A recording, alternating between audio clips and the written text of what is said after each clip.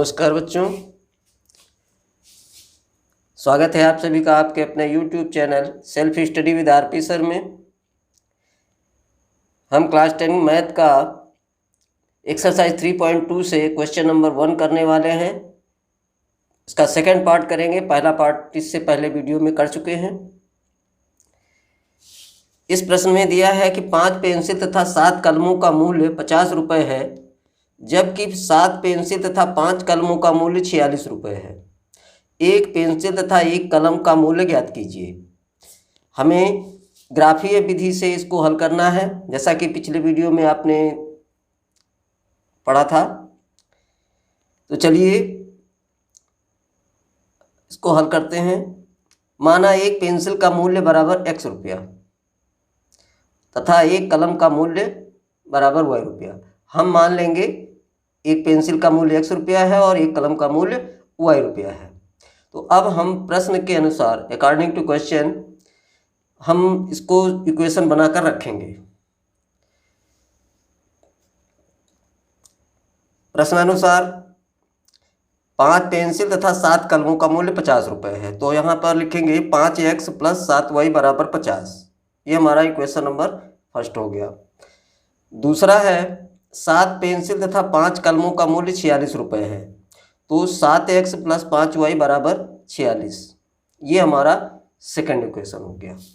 अब हम equation first से इससे 5x + 7y = 50 से रखेंगे इसको 5x = 50 - 7y। तो x बराबर 50 - 7y बटे में 5। अब हम y के मान इस सारणी में y के मान रखेंगे। y का मान अगर हमने 5 लिया है तो 7 × 5 = 35 हो जाएगा। 50 में 35 गया तो 15 हो गया। 5 से भाग दिया तो 3 आ गया, तो यहाँ x की वैल्यू 3 आ जाएगी।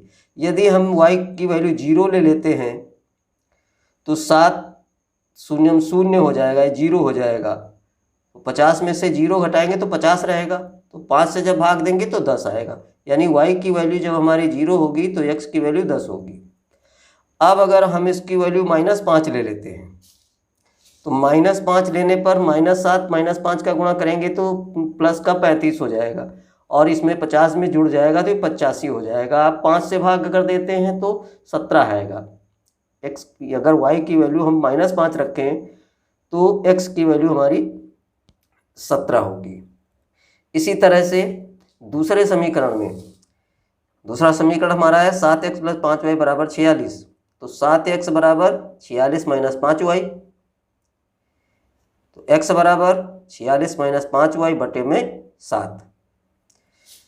तो देखिए अगर हम यहाँ पर y की वैल्यू को 5 मानते हैं, 5 × 5 = 25, तो 46 में 25 जाएगा तो बचेगा 21, और 21 जो है 7 से डिवाइड हो जाएगा, तो ये होगा 7 × 21, 3 आ जाएगा। अब यदि हम इसको y को -2 मान लें, -5 और y -2, -2 और -5 का गुणा करेंगे तो प्लस का 10 हो जाएगा। 46 और 10 56 हो जाएगा और 7 से डिवाइड हो जाएगा, 7 × 8 = 56 आ जाएगा। अब हम y का अगर मान लेते हैं कोई 5 × 5 = 25, 5 × 6 = 30, 5 × 7 = 35, तो 35 11 आएगा और 40 6 बचेगा, 7 से डिवाइड नहीं होगा। 5 × 9 = 45, माइनस का 1 आएगा। 5 × 10 = 50, माइनस का 4 बचेगा। अगर हम 11 लेते हैं, 11 × 5 = 55 होगा, नहीं होगा। 12 × 5 = 60, 60 में से 46 अगर घट जाएगा तो भी नहीं होगा। 7 से डिवाइड नहीं होगा, 13 से भी नहीं होगा। तो ऐसा करते हैं कि इस कॉलम को हम खाली रहने देते हैं, हमारा इसी से काम हो जाएगा।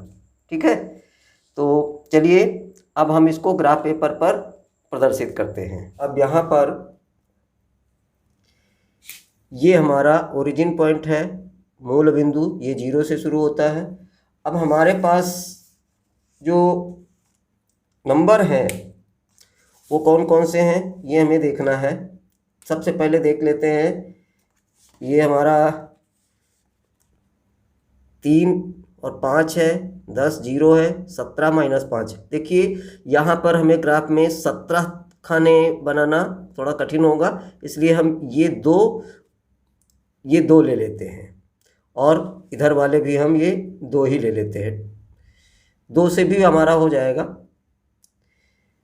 चलिए, तो अब हम क्या करते हैं, 10 तक देखते हैं। x 10, तो 10 तो हो नहीं पा रहा है।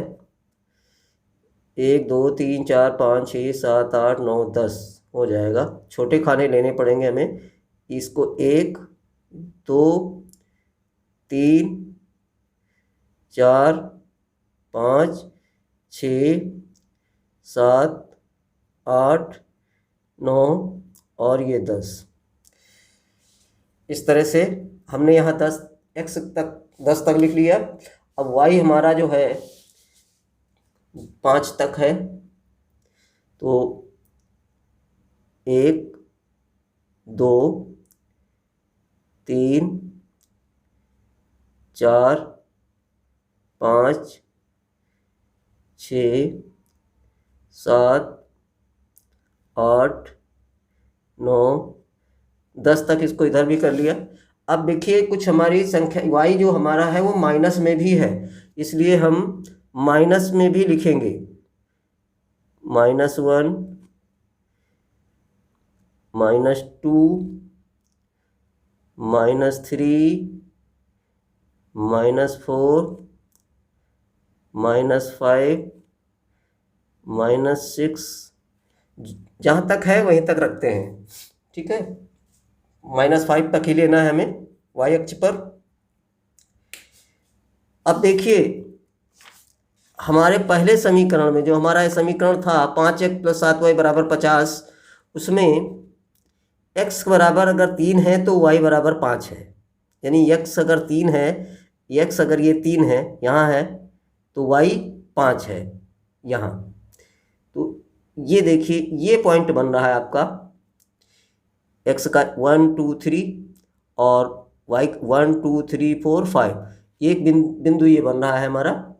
दूसरा वाला है x 10, x हमारा ये 10 है और y 0 है, यानी तो ये हमारा पॉइंट यहीं रहेगा।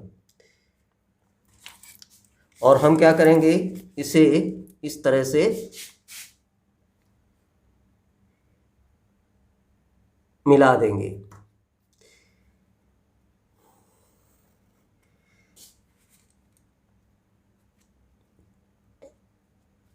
इस तरह से हम इसको मिला देंगे। और हमारा ये इक्वेशन कौन सा है, 5x + 7y = 50, ये हमारा पहला समीकरण है। अब हम दूसरे समीकरण को देखते हैं। दूसरे समीकरण में हमारा ये है x अगर 3 है तो y 5 है, तो पहला वाला ही है, वही बिंदु है ये वाला। और दूसरा है कि x अगर 8 है तो y -2 है, तो x 8 है, ये 8 है और ये -2 है, तो ये बिंदु पड़ेगा हमारा। एक ये बिंदु है और एक बिंदु ये 3 5 है, दोनों में आया है ये 3 5, और इसको अब हम मिला देंगे।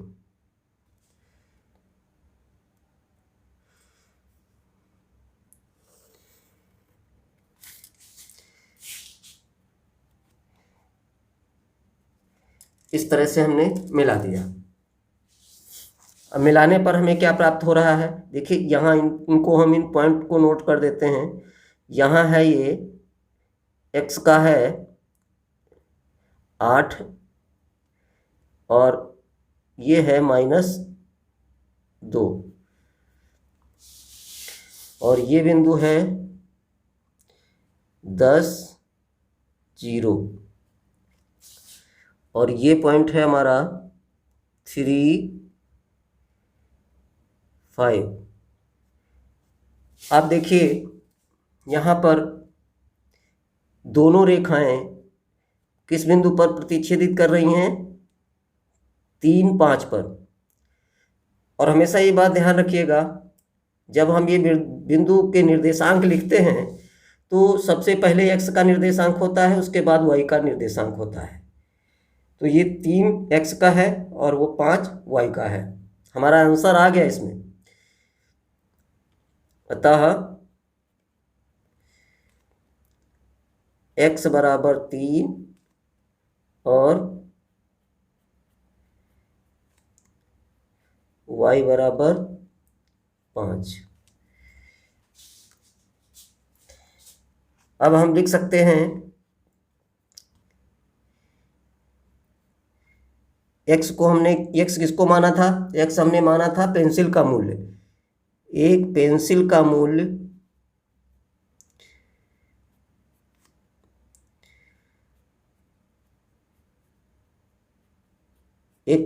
मूल्य है x बराबर 3 रुपया। ठीक है, तो ये 3 रुपये होगा। और एक कलम का मूल्य, एक कलम का मूल्य बराबर होगा 5 रुपये। ये हमारा आंसर होगा। अब अपने आंसर को हम चेक करेंगे कि कहीं ऐसा तो नहीं है कि जो हमने इसका आंसर निकाला है वो कहीं गलत तो नहीं है। तो देखिए, हम इन समीकरण में रख के देखेंगे। x बराबर 3, समीकरण हमारा है 5x + 7y बराबर 50। तो हम 50 नहीं लिखते, पहले इसको चेक कर लेते हैं। अगर ये 50 आ जाता है तो हमारा आंसर सही है। 5 × 3, x की वैल्यू 3 निकली है, प्लस 7 × y की वैल्यू 5 आई है। 5 3 आई 15 प्लस 7 25 35 बराबर 50।